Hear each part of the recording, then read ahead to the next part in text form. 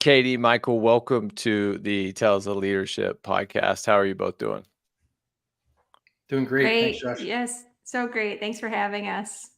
So we were talking about this before, but it's always exciting to get to talk to people who have a passion about leadership, but also have like that burning desire for continued education. But it's also exciting to have two people on at the same time because this is a first for me. I filmed like 85 podcast episodes, but I've never had the privilege and honor to get to talk to two people at once. That's pretty awesome, and I'm looking forward to it. Yeah, Thank you for likewise. saying that, Josh. It's actually something that we'll get into in the book that is a strength of transformational leadership in thinking about how we rise together. So we'll get to that. I You just love it. planted the seed. So I would always want to start off with maybe Katie, you take the time, introduce yourself to the listeners, and then Michael, if you could take the time to just to set the stage for everyone who's going to be listening to this. Yeah, sure. So I'm Katie Desiderio. I am a faculty member at Moravian University in their School of Business. I also run my own leadership consulting company, Proximal Development. And so, I really look to marry, the scholar practitioner work in both the university and in my consulting space. Yeah, and I'm Michael Frino, and I've been working in organizational development now for the last 15 years, and I work in medtech, and so I run leadership development for a Fortune 500 medical device company. And Katie and I together, kind of got our doctorates together in organizational learning and leadership. That's kind of how we met. And to your point, we've kind of had a passion for ongoing learning and growth. That is so daunting to me, and I'll tell you, like just like a point of vulnerability. I finished my master's degree in systems engineering, and I swore that I would never go back. Congratulations. That's no Thank easy you. feat, Yeah, systems it engineering. was tough. And then now I already have that kind of desire where I want to go back and get my PhD in leadership studies because it's something it's deeply passionate about where I want to go in life and the reason behind it. So that's awesome that you guys had that because a lot of people don't push outside of their comfort zone and really chase that level of education. So that's amazing. And I'd love to hear both of you have PhDs in organizational leadership.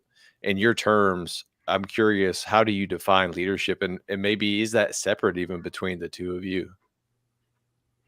Mike, Go do ahead, you want Katie. to You go want to take first? that? Yeah, I'll take it. So, leadership, and we always talk about this, it's really about your ability to work with and through others.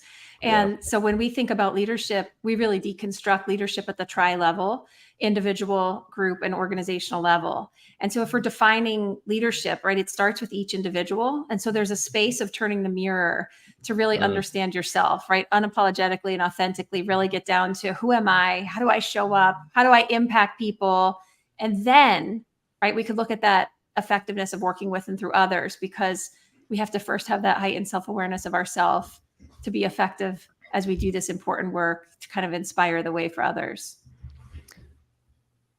And Michael, you say Yeah, I would say the same, building on the tri level. I mean, I think it's really looking inward to find out, what type of leader you are and how you want to lead others, but more importantly, building, really strong teams and groups that create an environment for vulnerability and authenticity that allow people to just do their best work, and you kind of let people do what they need to do to execute at a high level. And I think that's what leadership really is, kind of how I define it.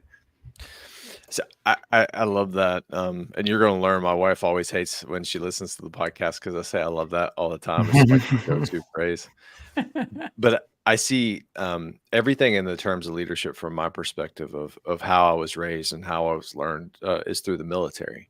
So I think of it in terms of different phases, just like battle periods of different phases. And the first phase is self-leadership, and how you guys both identified that leadership really starts with ourselves. I think that's critical.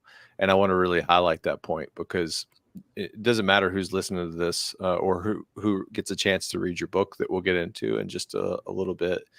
You're still a leader. You may not be leading a team or an organization, but you have to lead yourself, and you have to lead your family, and you have to lead the loved ones or your community. You're still a leader of something. but at the end of the day, you're a leader of yourself. And I think that's kind of a critical oversight that we never really focus on. We always try to focus on more of like leading organizations. So thank you for that. You're Yeah, welcome. so well said, Josh. And we'll wait to get to it, but we kind of thread tenets of that throughout the book. But it's also a space in a lot of the public speaking areas and in keynotes that we have to inspire an ability to lead from every seat. And so to your point, Yeah. it's a big miss, right? Societally, that people will say, like, I could lead when. You could actually start leading right now. Yep. That yes. So that is one of the biggest things that I see, especially in the military, is that you think you have to have a certain level of rank or you have to have a certain level of title to be able to lead. And I learned this when I was going through Ranger School, is that a title and a rank doesn't mean anything. Really, it's just having the courage or being unreasonable to stand up in those moments when others won't, and stretching yourself to grow. And I think that that's the critical piece of like understanding that and then being able to take that torch and then just move forward with it. But Michael, I would love to kind of start off maybe with you of where your leadership journey really began. Like where did you get the creative spark to become the writer that you are today? Yeah, thanks for asking that. It's interesting. I've always been told I have a little creative mind, and I do like writing. I think going on my academic journey really helped kind of fuel that fire. I didn't really do anything prior, but going through my doctorate, there's a lot of reading, a lot of writing, a lot of putting thoughts on paper, a lot of philosophy involved in getting your PhD, and a lot of like free thinking. And so I think that kind of sparked my interest in writing. And we'll tell the story probably a little later about how we got to the book, but storytelling is paramount in a lot of companies right now to make sure that messages are getting across and that strategies are being articulated appropriately, and the art of storytelling keeps resonating out in the literature. And so storytelling became kind of a go-to for us as we wanted to get our message out. How do we effectively tell the story we want to tell in a digestible way that will allow leadership principles to get out to the masses versus a heavy academic kind of writing style? I think that might be an interesting question to kind of dig in a little bit deeper, because communication is critical. And I've learned that as the farther you go and the more authority you gain, the larger your formation becomes or the larger your organization becomes. And to clearly communicate is pivotal to the success of the organization. And it's through storytelling. And I didn't really understand that until I had my second company command, where I had the privilege to like lead, I think, over 200 soldiers. How do you tell a story to capture and convey the message that you're trying to move forward, but also to inspire people to take that torch and to pick up and start doing the work? Katie, you want to grab this one? Yeah, so I think Mike, illuminated a little bit about this, and I'll say our publisher Wiley. I want to give a shout out to them. They've Yeah. been incredible in helping us kind of craft an effective fable. And so we like to remind readers and listeners that it is a fable, right? And so we had to simplify, we had to get right to the point. We had to talk about the concept and the action orientation, right, really quickly and concisely. And I think that's a hard thing for authors, right? Because you could go on and on, right? With, you almost lose people in the process Yeah. of writing too much detail. But to really be effective in a fable, it's about the simple, transferable learnings, right? That can kind of pull people in. And Josh, you mentioned this, right? In where you kind of struggled in the transition of, overseeing your team, is as we transition, I think sometimes we get lost in the complexities of what we Yeah. perceive it is. And if we simplify and think about the quick things that we could transfer immediately, right, it helps us get some of those wins and build the self-efficacy of like, wow, I'm doing a good job. People are listening, or like people are, they're hearing what I'm saying. We're making progress. And so we really kind of use that model as we, crafted the fable. I love that. And you said one thing. So I'm an infantry guy by trade. And so if you've had any experience with the military, I always joke that I'm 1 degree away from eating crayons, right? So the infantry is a different kind of a different kind of background. But there was always a concept in life that I've adopted at a very early age, and Kate, you kind of hit on it, is, and I call it KISS, the KISS principle. And I know we've all heard it, but keep it simple, stupid. And that philosophy in life, I always find myself going back to it because that is the most simplest form to communicate. You don't have to get, super articulate with your words. What is Yeah. the end state? And then how are we going to get to that end state with key tasks? And what's the purpose? Why are we doing this? And if we can convey it. Okay, I'd love to kind of kick it over to you because I know sports played a critical role, I think, early on in your leadership development. Where did your leadership story start? Yeah, it was certainly on the soccer field, Yeah. and really having strong mentors that help guide me to, and it's what you're saying. It's like find my voice, Yeah. and sometimes we make assumptions about communication that people know, and we have to roll back and say like, how are we communicating, right? And so that started on the field, and then right as I went through college and became the captain of the women's soccer team at the university, it was paramount that I was communicating, right? And it wasn't just communicating in words, but in my actions and the things that I wanted to Mm, model more for the team to see. But then I'll say too, as a student, and Mike really touched on this, going through my academic journey, I think I put so much emphasis on I was an athlete yeah. and I was an okay student, that I didn't really believe in myself in the classroom. But, Mm, Pygmalion effect in full force. I had college professors that were like, "You're so good at public speaking. You're so good at," and I'm like, "What? What are you talking about?" But from a leadership perspective, when people start to believe in you, you start to see things in yourself and then you lean in, right? You're willing to be more vulnerable. mm. You're willing to, and so those people still play an integral role in my life. They're people that I reach out to regularly and say thank you. But they're also the ones that, I kind of moved into my second career in higher education, that from a leadership perspective, I'm like, I want to do this, right? I want to focus my whole life around this to help people just discover themselves and to kind of get out of their own way, to just, be their best. You've had a lot of firsts, so I didn't know that you were the actual. I guess I can't think of the term right now. For your soccer team, you were the captain of your Oh soccer yeah. team collegiately, but you are also one of the first, I think, the role that you switched over into in your board or your business department. I can't think of the Yeah. term right So now. I was the first female chair of the, economics and business department, which Yeah, was something that from a leadership perspective, Mike and I talk about this all the time. He is, he has daughters. I have daughters, right? When yeah, we're thinking about developing, young leaders too, there was a space for me as like the first female chair at the sixth oldest college in America, yeah. right? I really had to kind of tee it up, right? That other women can follow, and that we can kind of help each other in that space of leadership development in an ongoing way. So you guys both go get your PhDs. Are you going through that process together? When did you link up? Yeah, so it's interesting. We both went to the same university. I was on a one campus, she was on another, so we were kind of doing it together at the same time, Yeah, just in different locations. Ironically, we were just talking about this story not too long ago, but we graduated from our PhD program. We only knew each other as Like this like this. on a camera. that's Yeah, crazy. and it was like 6 years later, I think, that we wrote our first paper and got together after that, where we met for the first time in person and decided to go to a conference and put a paper out there. And that was kind Yeah. of our first dipping our toe into the writing journey together. So, ironically went to school together, but we really didn't get to meet each other in person for 6 years after. I that's really hard, I think, to establish like a level of rapport and trust. And maybe that would be very interesting to kind to get into for a second before we get to the book.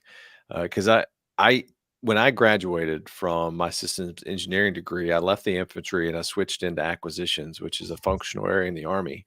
And my first leadership role was managing a team of highly educated, and I'm saying highly educated civilians, brilliant minds from a virtual perspective because COVID happened. And to me, like that was daunting. That was like one of the biggest fears that I've ever went into a role. How did you guys, establish trust? I think not being able to work directly together, but collaborating through virtual means. Yeah, so simply like communication, right? Yeah. I mean, it's like being able to, call one another and say, I just sent you a paper. Can you review it? Right. What are you trying to establish? Right. And the constant kind of open lines of, well, I disagree with this, or why did you say, or why are we doing it like Mm, that? Or why are we, and then it gets more to like the personal level. And we touch on this a little bit in the book when the bee goes behind the scenes of like just the different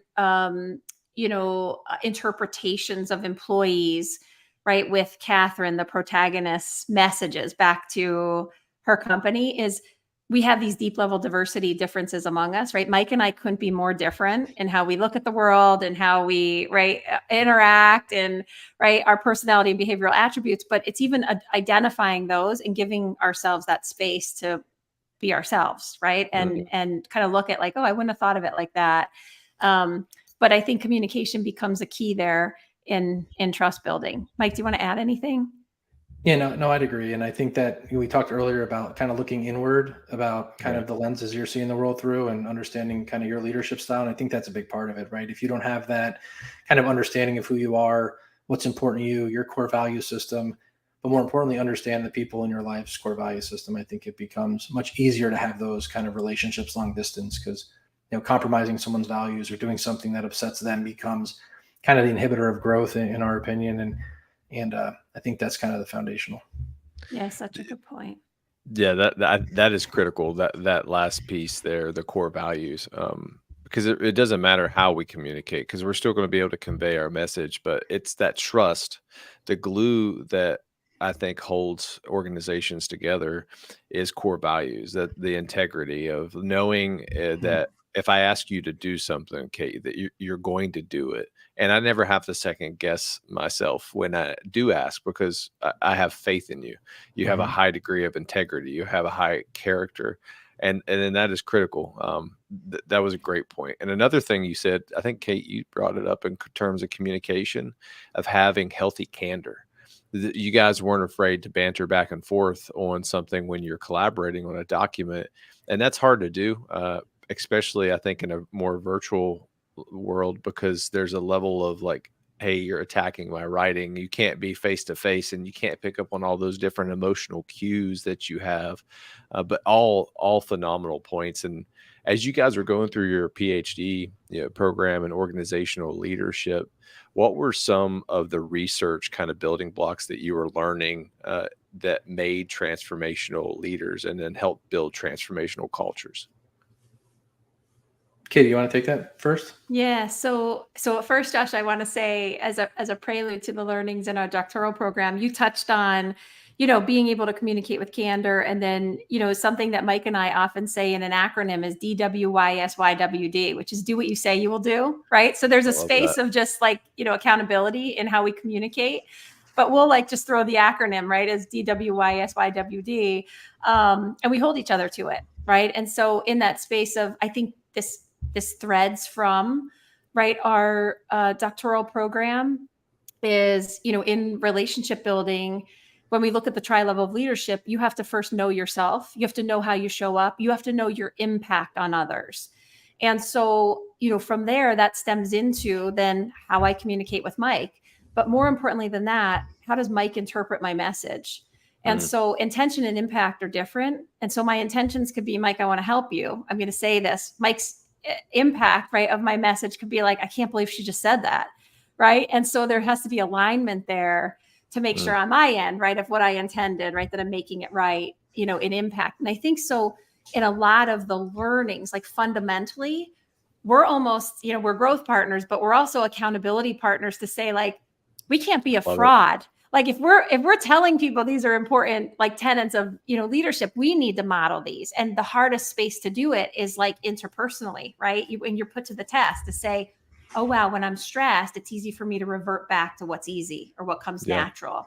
Right. But in heightened awareness, we have to be able to adjust, right? To flex, to meet people where they are, and to have that social awareness to make it right. That is one of the most critical things that I've learned that tells the true character of someone. You can say all the right things, and I had a battalion commander say this, and I've told the story many times, but it basically sums up to deeds, not words.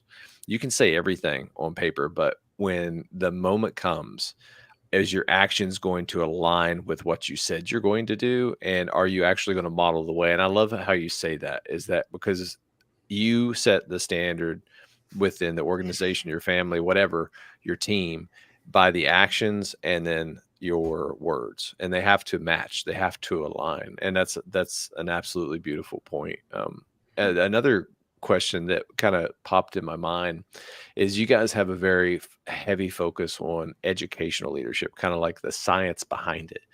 Did you learn anything as you were going through different jobs outside of an academic background about leadership that you didn't learn when you were going through your different masters and your doctoral programs?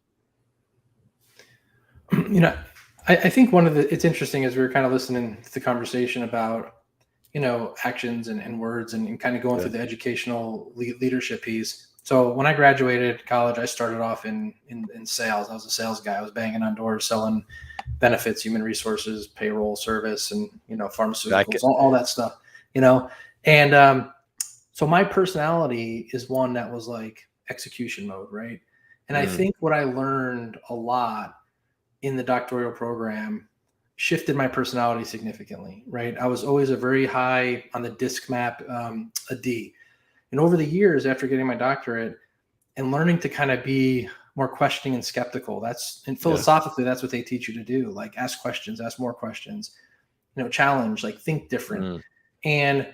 And I become a little more questioning and skeptical by nature, I think through that program. And so I do ask questions as to why we're doing something. We're trying to get to the root of the why something is what it is. And so I learned a ton that way. And I think that does have applications in business and when we're thinking about leadership, whether it's the military or not, because you mentioned earlier, Josh, but understanding the why someone is doing something or why somebody wants you to do something is really important. And I don't think we can effectively understand the why unless we're really asking questions, seeking to understand, ourselves, but two, whether it's the organization or your leader, they create the environment for that to happen. And if you can't ask questions and it's frowned upon, a lot of people can't get to that why, and then it's harder for them to build trust, align, and feel empowered to do the rest work. There's a quote by General MacArthur, and I can't find it and I can't remember right now, but he basically talked about the art of leadership is distilling down what is facts and intelligence. Like when you get an intelligence briefing, 95% of that is not a fact. And being able to distill down to what are actual facts. So that story kind of just reminded me of that. And I'd love now kind of like just to transition into you met each other, you started working. What inspired you to start the book, The Beekeeper? And then where did the title come from too? Because I love that title. Katie, why don't you take it, because it's a big part of your story. Yeah. So Mike Yeah. and I had been writing academic journals for over a decade. And at the university, I was going up for a promotion to full professor. And Oh, part of wow. that full professorship is to write a book, right? And so I had Mm. been, writing over time. Mike and I kind of got comfortable in the space of writing in, academic journal space, really thinking about performance improvement and, the scholar practitioner use. And so I came to Mike and said, like, what do you think about writing a book? And as we first started to think about the book, we started to really think about it in the way that we had always written. And so we wrote out Yeah. like kind of traditional table of contents, a traditional, leadership concepts that we wanted to weave in. And it actually took some conversations with other publishers, Mm. and actually write some like, no, we won't accept your work, from publishers, to say like, that's not a fit. Until Mike and I were actually traveling for business. And so Mike lives in Florida, I'm in Pennsylvania, and we were both in Chicago for different reasons about 30 miles away from each other. And we're like, well, we have to meet for dinner, right? Let's talk about this book, about what it could look like. And so we sat down for Chicago pizza. And Josh, we still have the pizza box where we mapped out on the back of the pizza box. Like we started drawing like It's crazy. flowers and bees, right? But Mike actually in his creative mind was like, Katie, we're talking about growth, right? And everything about transformation in leadership is about growth. Like, what if we wrote about bees? And in my consulting space, we were talking about how storytelling was really resonating, like post-pandemic, specifically with people and in people's discovery of themselves, of, how they were thinking about growth mindset, how they were moving out of their comfort zones. And so we kind of got on this topic of like talking about bees and pollination. And, what if we wrote a fable, that was really a story? And we had a blast, like kind of thinking about what this, the imagination of it could be. So we leave Chicago, and 18 days later, Mike sends me a text message that it's UN World Bee Day. And he's like, Katie, like universe moment, right? Like, I think this literally was meant to be, pun intended. Yeah. And so we were like, let's put the pitch deck together and, let's start to, get buy-in. And so the Beekeeper title came in as we were writing. Each of the chapters are what we call bee mindsets. And so from the individual level of leadership, you get to choose who and how you want to be. And so similar to a beekeeper overseeing his or her hive, right? You'll see that the second E in bee is dotted because that kind of falls off at the end of the story, right? And we're asking leaders to become beekeepers, BE. You get to choose who and how you want to be as a leader. And so we made that akin to, the lives of bees. It's funny. I think it's destiny that you guys ended on this podcast, because at the end of this, I always do a final show segment that I call the Killer Bees. Oh, that's So, funny. Oh my God. yeah, we're gonna get to it, but kind of, I don't want you to share everything about the book, because I understand that people need to go get that. But Okay. what can you share from the book in terms of the bee principles?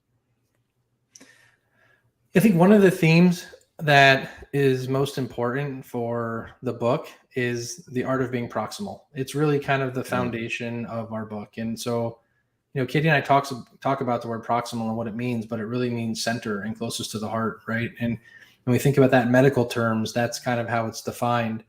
And so what we encourage through the story is really people to identify, how they're going to be proximal, how they can inspire people to be proximal. And through all those chapters, Josh, as you mentioned, there's lessons and there's stories that Catherine, the protagonist, went through, ultimately identifying how she is going to place herself at the center of her organization's growth and how she focused on her own personal individual growth. One of my favorite quotes from there is, the beekeeper is responsible for all the bees, their growth, and their ability to do their jobs that they were placed there to do. And I love how you were able to correlate stories around bees and then tie it into being a leader. To me, you guys are blowing my mind, because I'm not that type of or I'm not that creative in order to do that. But walk me through the book as much as you want to share in terms of the narrative of how you convey the message of transformational leadership. Yeah, so I'll touch on it, and I know Mike will have a lot to add too. Yeah. Is I think there's a place for Mike and I in that space of vulnerability that we had never written in this way. And so, Josh, like, talk about move yourself out of your comfort zone. Mm. Talk about like being a subject matter expert, but really not being a subject matter expert when it comes to first writing a book, let alone a fable. And Yeah. so what we decided to do was literally put on bee suits and go meet with beekeepers and learn what happens at a hive. And so, we were like, if we're in, we're all in, right? And we're You're researchers modeling the at the way. core. Yeah. Yeah. And we are researchers at the core. And so research always for us was in the traditional sense, right? Of looking at academic, seminal works and kind of building on theory and the way that we can apply this. And this really took a, hands-on, let's get out there and see what these applications are. And so we had a lot of fun kind of learning about bees and beekeeping, and the lessons, the leadership lessons, as you read in the book, are astounding. And I think in so many ways, we had so much fun with it because there were so many natural threads, Yeah. right, of learning, that I felt like we could have made it much longer, right? But our publishers are like, nope, fables are a short, quick, concise message that, make people want to take action. We go back to that model of KISS. We got to keep it simple, stupid. That's right. Not from that mindset of being clear and concise. So I think some of the more impactful principles when I was scanning through your book is be transformational, be curious, and be growth minded. Those really resonate with me because there's a concept that I have throughout like my leadership philosophy, and I call it the 3 C's: be coachable, curious, and committed. And I think those all are tied together. It's like we always have to be committed to whatever we're doing. We have to be 100% in, and we need to be coachable. We need to understand that we don't have all the right answers, but we need to be able to listen and observe and understand our surroundings. But the most important one is being curious. If we don't have a curious mind and a spirit, we're never going to be able to put ourselves in those abilities or those situations that kind of stretch ourselves. Those three really stuck out to me, and I would love maybe if you could kind of expand upon those. Yeah, for sure. I mean, there's so many, and I just Yeah. want to reiterate for you and the listeners that, we chose, 15 or so B mindsets for our book, but they're really unlimited, right? These mindsets are how you want to be, how you want to lead. But I loved how you pulled out be curious, because I think that really is the impetus of leadership and self-discovery and growth, right? If you are curious about others, if you are curious about, individuals, human beings, if you're curious about what's going on in their world, I think you learn a ton. It's very easy to kind of tune out and just kind of be in your own space and own world. But when you demonstrate curiosity, I think, exponential growth happens. Yeah. And the growth minded piece really goes back to kind of the fixed versus growth mindset, work that's been published in the literature by Dweck. And it's like, it's very simple to like say, no, this is who I am. This is how I'm going to be. It just is what it is, versus kind of taking a step back saying, no, I have an opportunity here to be curious, to learn, to, get out of my own way and really kind of look inward to say, where do I need to grow? But I don't think any of that happens if you don't have a growth partner that can help you. I think it's very hard to do as an individual if you don't have someone challenging you, someone that can help you see your blind spots, that someone can illuminate things that you may not be seeing. And so, Katie and I have talked about it, but, we're very different individuals on kind of the DISC personality map, but we create a space where, she can challenge respectfully, I can challenge respectfully, and kind of come to agreement. That's where growth occurs. And I think one of the leaders in my life who said it the best was, if you throw yourself in the deep end of a pool, that's where you want to live all the time, not in the low end, right? Because the low end, you're probably tanning and having a margarita, versus in the deep end, you're treading water, and that's where growth happens, right? And so we always try to put ourselves in the deep end, so we can continue to tread water and get better. There was something you said right there, and I've kind of harped on that throughout some of the blogs that I've written, and I learned it through the metaphor of the military. You talk about blind spots. Well, in the military, there's a concept it's called dead space. So when we're doing a military operation, an offensive operation, or a defensive operation, we always have terrain that we can't clearly see. We can't shape it with direct fire weapon systems or indirect fire weapon systems. We can't patrol that area because maybe it's too densely vegetated. Those are invisible to us. And the same is true in leadership, is that we have natural blind spots within our own peripheral vision that we don't understand. But when we surround ourselves, and I love how you talked about being in the deep pool, when we throw ourselves into the deep pool, we jump off that 10-meter tower, and we surround ourselves with people who cover our blind spots because their strengths are our weaknesses. We have that multiplying effect.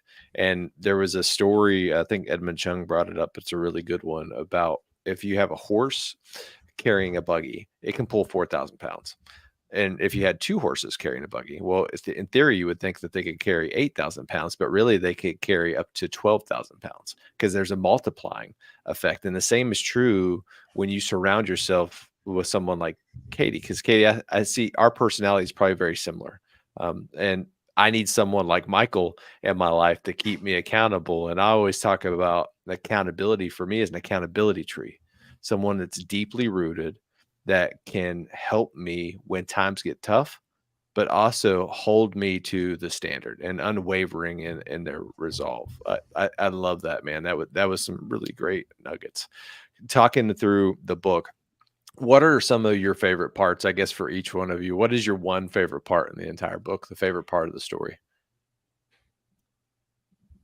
I'll say I'll start. I actually love the piece, in the beginning when Catherine's children come to her and pitch like going to the farm, and she's like I need a spa vacation, because there's a moment there, and readers might not catch it, right, Mm, where she doesn't want to go on this vacation. And so I love that piece in the book, because so often as leaders, we're put in situations where we already decide something's going to be terrible before we experience it, right? yeah, We already made a decision like that's going to be awful. And we fail to show up curious, to show up present, to show up growth minded. But she shows up, right? And a lot changes when she meets Henry. And so, I just think that's it's a real, it's a real kind of learner's moment, I think, in the book. That if we're present, right, and we're able to kind of be present in where we are, I think great things can happen. every time my wife wants to go do a social event, I always hunt the bad stuff. It's like, I don't want to go do that. So, uh, Funny. what Yeah, about you, Michael? I think for me, I think towards the end where we kind of get a peek behind the curtain, um, at the organization, kind of the be on the walls perspective. That was probably the most fun chapter, to write through, because Mm, you're kind of exploring all the ways people can interpret things, all yeah. the ways people can interpret messages, and allowing people to really kind of come to their own realization of what those messages mean. But I think more importantly, that chapter demonstrates that it takes courage for someone to stand up and go against kind of the status quo of how Mm, people are feeling, and create kind of a viral moment where that first person to do something creates followership, and that those followers can then kind of really create momentum. And I do believe that was a kind of one of the more fun chapters to write, and I think provides a lot of perspective And to Mike, I love readers. that you brought this up, because it really is a demonstration, right? He's talking about the leadership guide to a thriving hive. And so, in full transparency and vulnerability, our editors came back to us. Like, Mike and I had just done like editing, like nights, weekends, right? Like, we work full-time jobs. So this is like you're adding it on to like, late nights, right? Of doing these editorial mm. updates. And they come back and they're like, we need another chapter. We were like, what? What do you mean? And we're in this KISS mindset now, right? Where we're like, it's concise, like we got the message, so then we were thinking about the readers. We're like, if we add something, it has to be meaningful, and it Yeah. has to be something. And it ended up to be, to Mike's point, it's so much fun writing it, but it ended up to be a piece that for readers was like, without it, we couldn't imagine now the Vaba without it, right? Because it makes Mhm. such a profound impact of that bee going behind the scenes. Ah, you brought up a great point, and I think that's really important. And this is outside the topic of the book, but you both have full-time jobs, and Yeah. you wrote a book anyway. Yeah. That I understand the level of sacrifice that has to be made, but walk me through that. How do you do that? How do you manage your time to be so productive? Yeah, so I think, so both of us have innate drive, right? Like, Yeah. we're both self-directed. To Mike's point, we love the deep end. Like, we need the like mind nourishment, Mm, that like the mental stimulation, the learning, like it's both ingrained, I think, in both of us. So that's something that always aligns in the work that we do together. That we know that there's never a question of showing up to do it. But that the virtual space, and this is where Mike and I were comfortable, because remember, we started our academic journey in a virtual space with shared documents, meeting over Zoom, like talking on the yeah. phone. And so we just used, like, really the strengths of what we had done, right, over a decade ago, that started the journey to say, let's think about who's taking what, and we can, pass things off for edits, review, additions. And it was, just as you opened, constant communication, right? Making sure that there was alignment. And then just the commitment of whenever we could fit it in, right? We both have really crazy schedules, crazy jobs, travel, children. And so we had to give each other grace in the space of, whenever you could do it, we trust that we'll get it back to the other.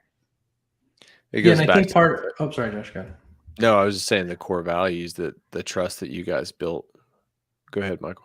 I was going to just comment and just build on that. Like, I think part of what made it so efficient and effective was like that level of trust. Like you said, like, we were able to challenge respectfully, give feedback, pivot, make changes, and not have hurt feelings about it. Right. Or not say someone is like implicating your writing or doesn't like the way you're writing. Cause we really have know that about each other. Right. And if Katie says this is probably a good way forward, then I'm saying, all right, let's do it. Right. I'm not, we'll collaborate, but there's an element of a trust there that kind of moves things forward quicker.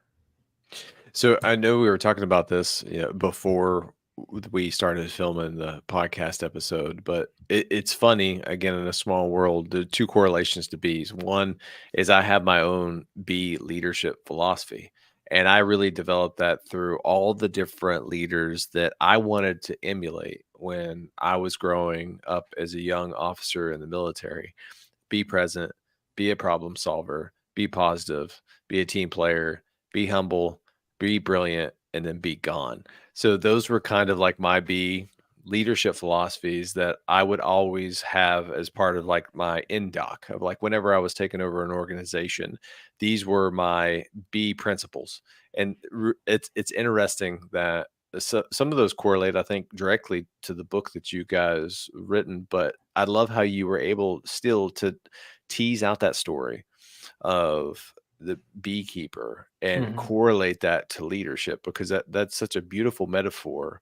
Again, going back to the theme of really this episode of being able to clearly communicate a story to inspire other people to be, pun intended, their best. And I think, Michael, you talked about this too, is that the B principles that are in this book, there's so many more that you can kind of elaborate on. So understanding like how you want to lead yourself and lead others. What are your B principles that you want to have? I guess, is there another book that you guys wanted to write? Because there's all these other B principles that you could expand upon. Well, I think it's interesting. We by design kind of came up with the leadership fables kind of website, and kind of that's kind of our mantra. So we definitely want to continue to write, and we'll definitely have other thoughts. Look, the B mindsets and B statements, to your point, I mean, those aren't unique to this book, right? They've been on leadership, stuff for many, many years. I think what the book does is really focuses on, looking at it through the lens of someone who is struggling to build culture at work. Yeah. They're feeling the growing pains of a company, and the beekeeper, somebody that they are curious to talk to, helps them illuminate maybe some ways forward, unintended, and through the lessons that we give on how beekeepers create thriving hives. I think that is kind of the impetus for the book. And we have a lot of people that have talked to us, and we're super humbled, that give us the same feedback. Like it's really awesome how you pulled it together. It's a very inspiring story, and it means a lot to us, and we're using it in our organization, our school, or whatever it may be, because the storytelling aspect of it, like we told the story through that lens, and I think people are grasping onto it. So yes, more books in the future, and so we'll see what those look like. Well, this is the Wall Street. Yeah, go ahead, Josh. Well, I was just saying congratulations, because this is already a Wall Street Journal bestseller, right? That's amazing. That's not a small achievement. So first book that you guys collaborated on is already a bestseller. There's no pressure moving out, right? Thank you. It's incredibly humbling. And to Mike's point, like, yes, we're talking about book 2. And we're excited about that. But Josh, I need to roll back for a minute, because you unceremoniously shared with us that you have these B principles and your leadership philosophy, and then kind of segued right into, Mike. So, universe moment, I think to your point, we were meant to connect Yeah. and work together. And who knows if there's ways that we can work together beyond just connecting here on the podcast. This is like the work that's meaningful to Mike and I. It's about just connecting with other people, and we say pollinators now, that just are Oh, I out to love make the that. world and people better. And Yeah. so, in this commitment, I got the chills when you were sharing your leadership philosophy, because this is really what it's all about, right? How do we just connect with people Yeah. who want to just do good and help people be better, and help the world around us grow? So it's really great just to be here and connect with you. Yeah, no. Well, thank you for that. Yeah, that means a lot. I put a lot of time and kind of effort in understanding who I am, and it took me a long time to kind of realize that, because I had to go through a coaching program and really like distill down the facts, of have some Mhm. deep self reflection, and That's then not take some. easy. It's not, That's not especially when easy. you come from a combat arms Yeah. alpha Yeah. led world. I guess the best way to think of it is like, when you do positive affirmations, you journal, you do those things. Everyone would always say, those are foo-foo things. We don't do that. We act. We keep going forward. But in order to grow, we have to stop. And stop means silence your mind, take a tactical pause, observe your surroundings, and then pursue with purpose. And it took me a long time to have that level of maturity. But I kind of getting back to you guys and this book. Where can people find this book if they want to buy a copy today? So it's out there on Amazon, Barnes and Noble, Books a Million, all Yeah. retailers. If you want to support local independent bookstores, generally they can order it for you as well. It's on our website, Leadership Fable. So there's a lot of places you can, pick the book up, and yeah, so just wherever books are sold, really. Kate, you answered one of my questions, and this is going to be one of the last ones that I was going to ask. But can you kind of share your why you're still pushing each day to grow, to master your craft of being a leader, and trying to make a positive impact on this Ye- world? And go ahead. Yeah. And so I think I did say it probably with a Yeah, lot of passion yeah, when, you beautifully when what summed it you, up. when what you said resonated. It really is about, helping, people around us grow, helping people imagine, their best selves. And in a lot of ways, that space of discovery is ongoing. Mike and I are modeling that as we're not only wrote the book, but now the book's out there, and now what do we do Mm, with it, right? And so, yeah, how do we model this like ongoing learning and growth? It never ends. And how do we just rally people around us to come on the journey with us, right? yeah. The why is like, we're brighter, better, richer, stronger together. And so, Mm. like, let's just surround ourselves with amazing pollinators, right? To just help people in the world grow. It's funny you say model the way always resonates with me. But me producing this podcast in a way, and I think you guys writing that book, you put it out there in the world, and now there's that pressure of like, hey, you have to literally model the way. It's words and Yeah. deeds aligned, and Yeah. I'm always talking about leadership, but I still lead and run teams, and I always have that sense of maybe imposter syndrome of like, who am I to still talk about leadership? But I always have to kind of break through that mindset and kind of understand, I do have what it takes. I have a curious mind, and I can continue to go forward and make a positive impact and be unreasonable. Michael, kind of go back to one of your terms that you say, and have that courage to continue to move forward. But I'd love to get to the very end, and you're going to love this one. So I call it the killer bees. So be brief, be brilliant, be present, and be gone. So these are the same 4 questions that I ask everyone on the Tales of Leadership podcast. So Katie, again, it is destiny that you came onto this show. So if you guys are ready, we'll start with the first one. Perfect. So first question, what do you believe separates a good leader from an extraordinary leader? So Katie, I you could want to take go? the, yeah, I Yeah. could take this one.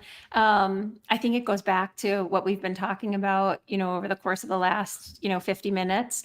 And that is that space of, vulnerability and curiosity. And you mentioned it, Josh, in one of your B tenets of being coachable. Yeah. Right? We have to be able to listen to understand. We have to show up to say, wow, I hadn't thought about it that way, right? And be able to look around and listen and learn, regardless of how long we've been leading or who we're leading. Mm. Oh, I Yeah, love that. and just for me on that, I think really good leaders they can be present. They can demonstrate being present for their team, Mm. available when they need them. But the really exceptional leaders or extraordinary leaders, I think, are vulnerable, and they're Boom. and they create an environment where they themselves let their guard down and allow other people to do that as well. You can be present in an environment, but really not vulnerable, and I think those are two differentiators. I'm breaking one of my rules of being brief, but I'm in the process of right now of reading several books, and I always put the books on the back that I'm reading, but vulnerability is one of the core characteristics that I want to learn and grow more in, because where I was raised in my leadership journey, vulnerability was a weakness. And Yeah. when we do not portray that, but what I've learned is the greatest leaders that I've ever had were vulnerable, and there is a way to do that. Okay, I'll shut up. Second question. So, and I think I know what this one's going to be. If you could provide one resource to our listeners to grow their leadership, what would it be? Pun intended. So we of course want to say the Beekeeper, Yeah. right? But we want to take that further, and we want to invite listeners and readers to become members of the Hive at Mm, leadershipfables.com. We have free resources on there that we call growth guides, and that's really the space that, like, we don't end with the book, right? yeah. Continue to put this into action, right? Pollinate, share the learnings with others, challenge people, have discussions, learn yourself. We talk a lot about, unlearning. And I think Yeah. as adults, it's harder for us to unlearn, right, than it is to learn. And so in that resource, right, read the book, but then also, right, go on, become a member of the Hive and use the growth guides. And accountability. I love how that models the way, right? Like, read the book, understand. In the military, we have a concept: crawl, walk, run. Crawl, hey, read the book. Walk, start to model the way. Run, join the group, be accountable, and Yeah, continue to make a positive I change. love And that. all those will be in the notes. So I'll Can we make use sure. that? Can we use that, Josh? Yeah, 100%. Awesome. Yeah, 100%. All right. So, next question: if you could go back in time and give your younger self a piece of advice, what would it be and why? And it really kind of house to both of you guys. I think if I were to reflect back and give myself some advice, I would say, be curious earlier, right? I think sometimes it takes a while to get out of your shell and kind of identify, what your natural, skill sets are. And I think curiosity kind of helps with that. Mm. Katie, what Mine would about you? mine would definitely be vulnerability. I had a perception early on that if you're the leader, you should have all the answers. If you're the Yeah, leader, you should know everything. If you're the leader, and I think that's where imposter syndrome could creep in, right? But we 100%. teach now, how do we transfer imposter syndrome to confident humility? And so in my mature self now, it's about, like, well, that's a great question. I hadn't considered it before, right? Tell me more about it. And so I think there's a space of just allowing yourself, to embrace ongoing learning and growth, regardless of Mm. how many degrees you have, right? What your experience is, it doesn't matter. Confident humility. I love that, and I see that in the military, especially with a lot of general officers. Doesn't matter the title that they make; they always have that level of humility about them. And the same is true, I think, in the academic world with all the different certifications or degrees that you could obtain. You still have that level of curiosity and humility about you. All right, final question: how can our listeners find you? And then how can they add value to your mission? I know we've already went through some of those ways. Yeah, I think so. Our website, we've mentioned a couple times, Leadership Fables. We are, to Katie's point earlier, we're learners here. We're not book marketers. So we're trying to create some social media, Yeah. Instagrams, Facebook. So we just encourage people to follow us and share, and we're doing our best to put content out. But all that stuff that helps things go viral are really important, and we Yeah. need kind of our army of people to kind of support us, and as we get out there and help us, go even more viral. And get the word out about how you can become a pollinator. We want to get the message out to as many people as possible. Yeah. Katie, Michael, this has been an amazing podcast. To be vulnerable, because that was one of the themes of this one. I was a little nervous of how this was going to go with having two people on at the same time, but this was a fire episode. You dropped so many nuggets, and I'm really looking forward to reading this book and learning and maybe even helping collaborate in the future with you guys. Thank you for everything that you do, and I look forward to seeing the growth. Thank you. Josh. Thank you for Appreciate having it. us, and thank Yes, you thanks for for all having you us. do too. Oh, all right. Have a good night. Thanks, everyone.